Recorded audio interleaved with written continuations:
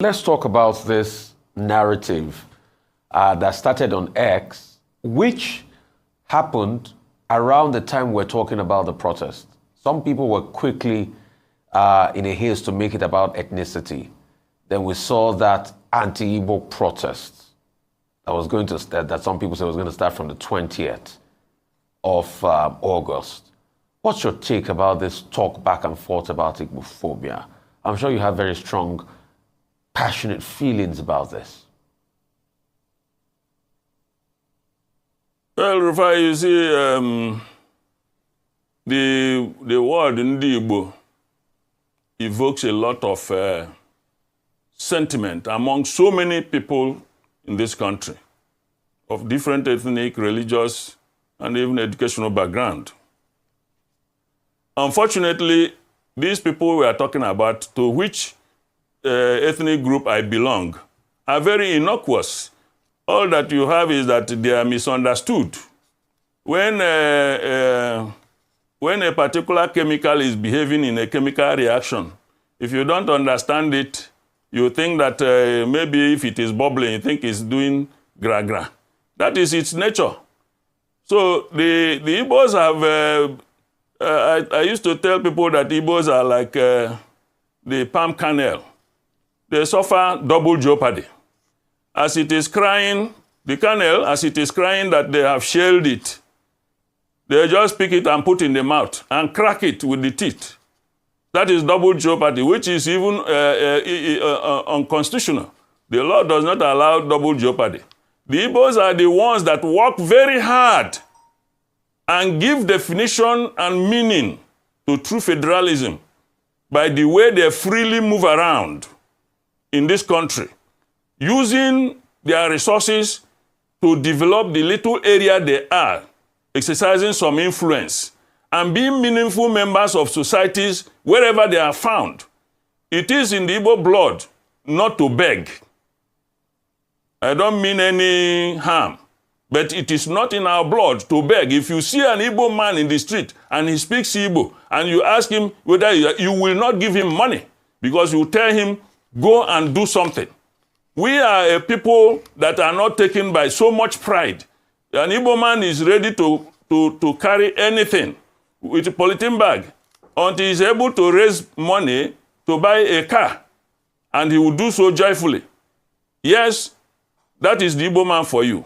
The Igbo man is somebody who does not want anybody to pocket him, because he believes in self-development, independence. That's why even if you are a chief, you want to tell an Igbo man, son, you say, are you feeding me? Because he knows he will fend for himself. It is not disrespectful. Some people may think that he's being disrespectful. It is that he's exercising his freedom of being an independent person. So when a group of people, especially during the last election, started saying that the Igbo people who just came out like every other person, the Igbo man, there were Igbo people voting for APC, there were Igbo people voting for PDP, there were those voting for Labour, there were those who just didn't even bother going to vote for anybody. They didn't see any political party that will earn their vote, and yet they were singled out. So it appears from what you have said, the Igbos have been in the cold before the onset of Harmattan. So these things, the other time it was the North, the Northern youth told the Igbos to leave. I want to ask a question.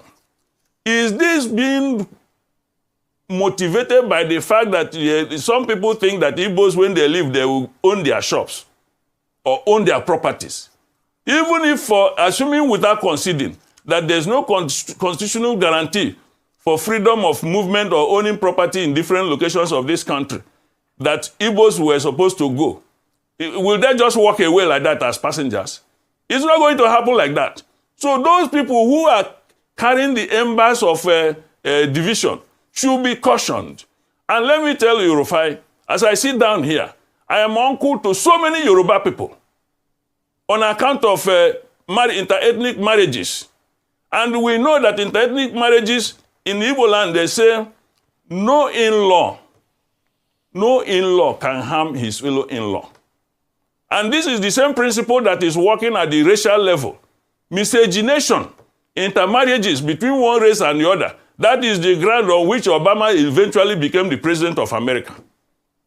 Okay. And so on and so forth. In Britain, in every other place. Some of those people who are claiming... So let me ask you this. Do you think the perpetrators of this act or those that fund these embers have been properly dealt with?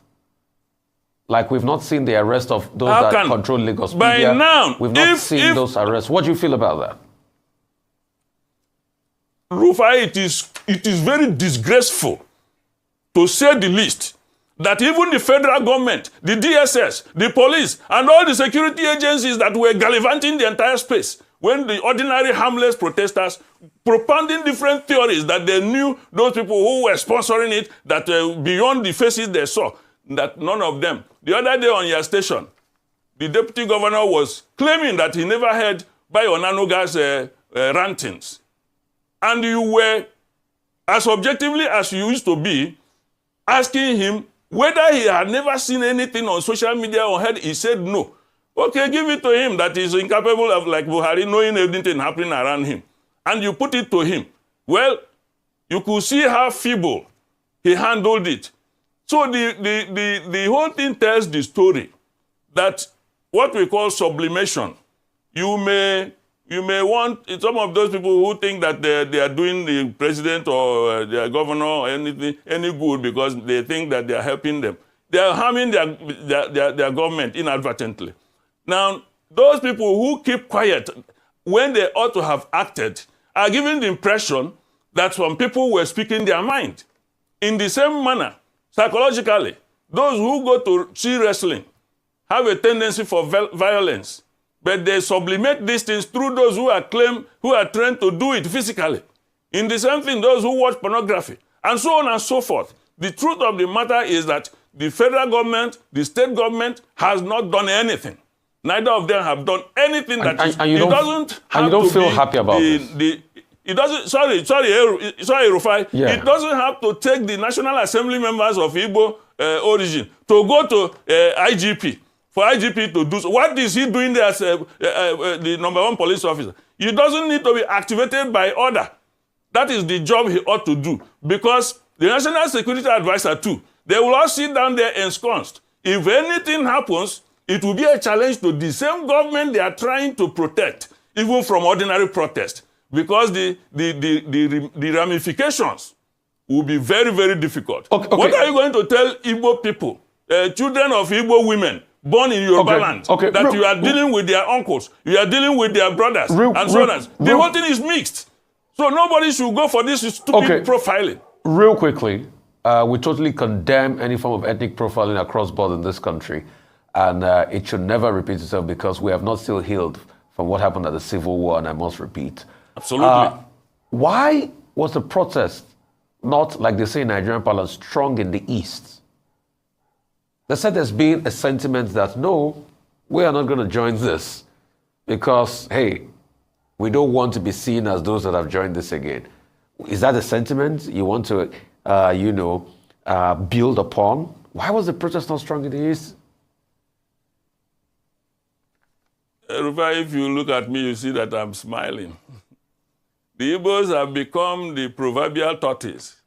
If tortoise does something, it will be taken. Are you doing the Ngwangwangwa? It will be taken. Are you part of the Ngwangwangwa story? I saw you there. The Ngwangwangwa is an old music that have been brought in now, because the setting is about the same thing that Mike Ejaya was predicting or telling about in his... but being very serious beyond that, like I said, we have been in the cold before the onset of the Harmattan. The Igbo man realized that even if he does anything right, it will not be acceptable to a certain, not every Nigerian.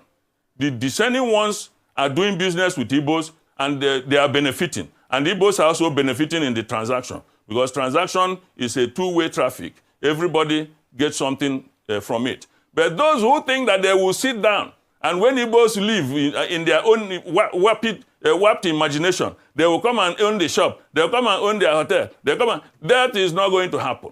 So those ones are not the ones doing any right to the government. And the people in government should know they are not their friends.